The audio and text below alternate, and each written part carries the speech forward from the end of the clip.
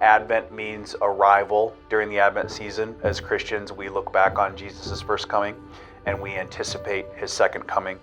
We do that together.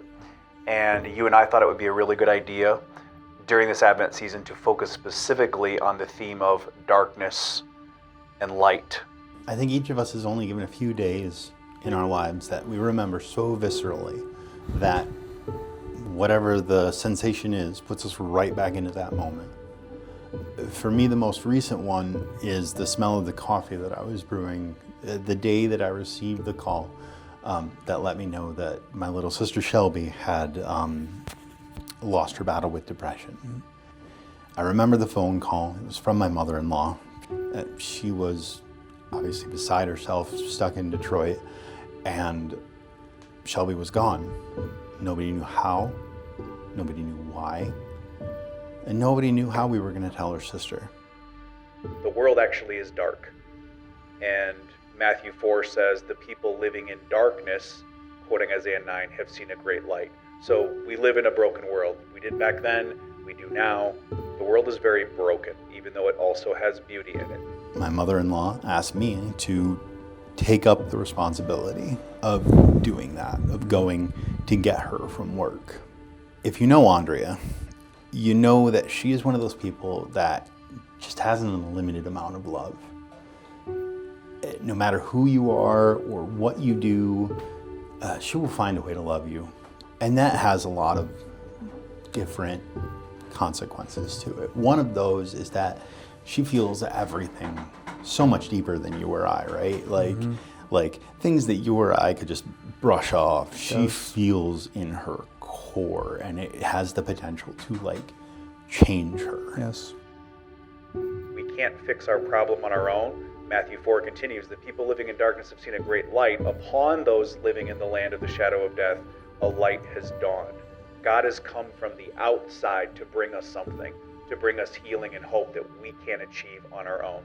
And I just remember having this argument with God that's like, I get that bad stuff has to happen, but why this?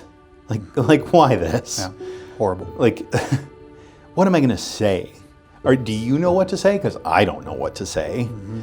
And just, you better, have you ever had that moment with God where you're like, you better give me something to say? Many times. Because I'm just not, there's nothing. You have to come through. Yeah.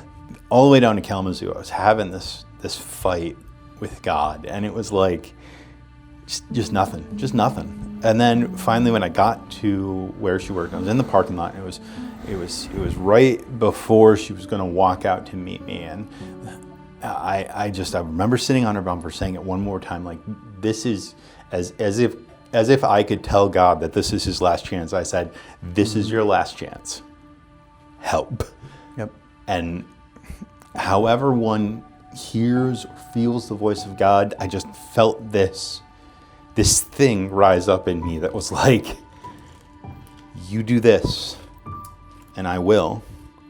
And that's not to say God was bargaining with me. That's to say, you take this step and I will meet you there. God pierces through the darkness to bring redemption, healing, meaning, and hope. John in John 1 says, the light shines in the darkness, and the darkness has not overcome it. Andrea comes out, and I say, Shelby's gone. And there's that moment where she kind of goes back like, what are you talking about? What does that even mean? And then it dawns on her, and then she's on the ground. Eventually, I get her up and into the car, and she looks at me and she says, how? And I said, well, Shelby has lost her battle with depression. Mm-hmm. And in that moment, I swear I saw something happen in her eyes, something connect, like a path was set before her, and I'm not even sure she saw it. But something changed. And I think about that car ride now, and I remember the darkness, and I remember the weight. But then I remember God's words, even if I didn't hear him at the time. Mm-hmm. I am the one that put this in front of you. I am the one that trusts you to carry my will. And I am the one that you are going to trust when everything falls out from underneath you.